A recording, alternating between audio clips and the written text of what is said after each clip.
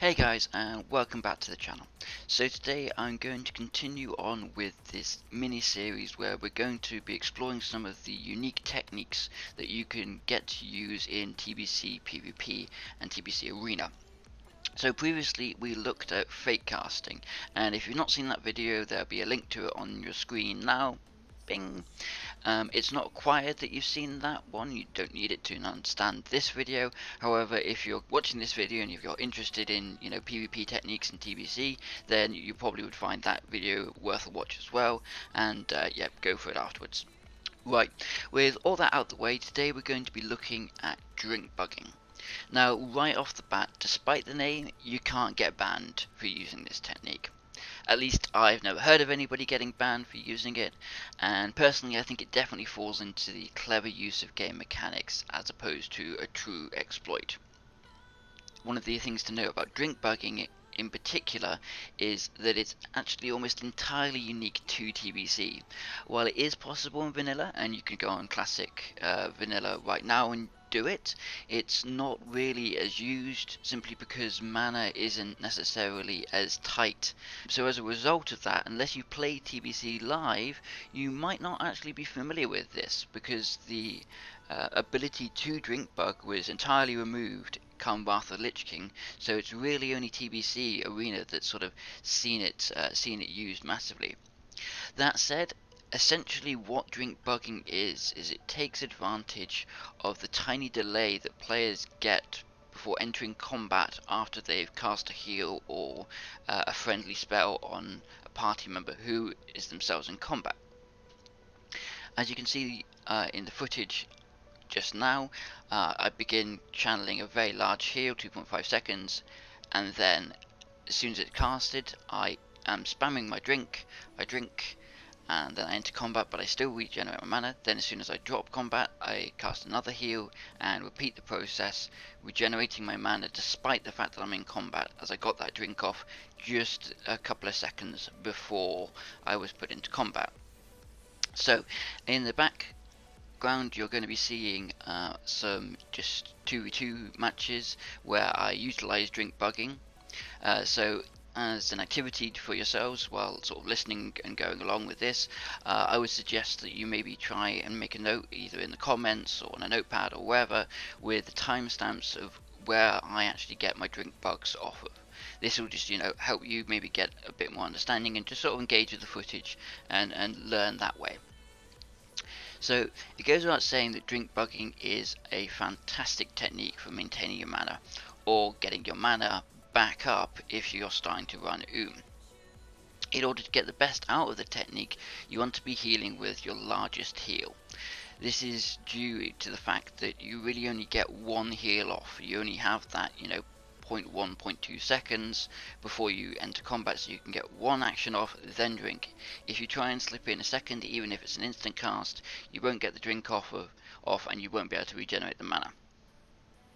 That being said, you don't necessarily have to be using a heal. You can use any any buff or positive action on a friendly party member who is in combat. So if your target is already at full HP and you just want to give it a little bit of a buffer, as a Shaman for example, you could pop a Earth Shield and then begin drinking. Or as a Priest, you could do Powered Shield, or you could in fact even do a Pain Suppression. Pain Suppression is particularly useful because obviously it reduces the damage they're taking, which in turn allows you to drink longer as they're taking reduced damage, so you can drink longer before you need to heal them, as they're going to be taking that reduced damage from the pain suppression. And if you are yourself and you wouldn't be able to heal otherwise, pop the pain suppression, start drinking, get your mana back up, and then start healing them after the fact. So all of this taken into account, you also need to remember that obviously in essence you are going to be dropping out of combat, which makes you susceptible to be sapped. And this is probably the biggest risk you take using this technique, as you're getting sapped. It leaves you incredibly vulnerable, obviously. So in order to deal with this, you need to be very aware of enemy rogues if you are in fact fighting one, and if you see them vanish or if they get a re-stealth off, you want to be in a position where you can get straight into combat, or if you're a druid or a shaman, obviously shift into a form where you're not going to be susceptible to sapping. The second issue that you have to deal with is that because you're casting larger heals, you are therefore more susceptible to all of the interrupts. So just because you're doing this technique doesn't mean that you need to forget about doing fake casting. If you're not familiar with fake casting, again, will be a link in the description to my previous video on it, but you need to still be aware of all of these interrupts, and if you're doing big heals, then try and get the fake cast off first, or line of sight or position yourself such that you can't be interrupted and your heals are going to go through fine, you won't be CC'd. And that leads us on to the third sort of issue or risk with using this technique, is the fact that when you're drinking you are going to be stationary. So as a result, the initial positioning you have when you start to drink is very important and more significant than your positioning otherwise would be, where you can move and run and line of sight if somebody is trying to CC you. So what I generally try and aim to do when I'm drink bugging, I don't always do it, or I can't always do it just because of the logistics of the match, but in general my aim is to have at least one party member from my opponents not in line of sight. So if it's 2v2, I might try and line of sight their healer, with the warrior is still going to be in my line of sight, but at least the healer isn't. And this just reduces the chance of them taking advantage of with maybe crowd controlling me or interrupting my casts when I'm casting. So essentially, if done correctly, you should be able to heal and regen all the way up to full mana. That being said, it's important that you communicate that you're doing this to your party members. The worst thing that can happen, or one of the worst things that can happen, is spend 3 seconds casting a large heal only for them to line of sight you at the last second. So when you're doing this, communicate in comms, explain that you need them to stay in line of sight, even if it's just saying line of sight, line of sight, line of sight. They just need to stand still for a couple of seconds, and then you'll be able to land that heal, and then after that they can go ham. On top of this, drink bugging is generally used more commonly in 2v2, hence why the background footage is 2s rather than 3s. This is because the damage your partner takes in 2s is generally lower than it is in 3s. That's just purely from a mathematical standpoint, as in 3s, generally speaking, most teams will have 2 DPSs, whereas in 2s it's more common to only have 1 DPS. As a result, the DPS or damage that your party member is taking in a given period of time is lower, and that means that you can get by with just doing these big heals every 6 seconds or so, whereas in 3v3 you can't necessarily do that. As a sign of a really good arena player is when they start to naturally weave this drink bugging into their play, and they get a couple of ticks here and there. And if you do this 2 or 3 times over the course of a match, you're going to be regenning 6k mana, whereas otherwise you wouldn't have been able to get any if you weren't just weaving it naturally in.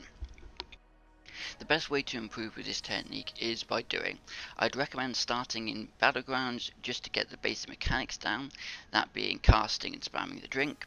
At the same time, you will also begin to get a feel for how long it takes before you drop combat in PvP. Generally it's around about 6 seconds. Sometimes it gets a bit janky with pets, but in general we kind of say around about 6 seconds.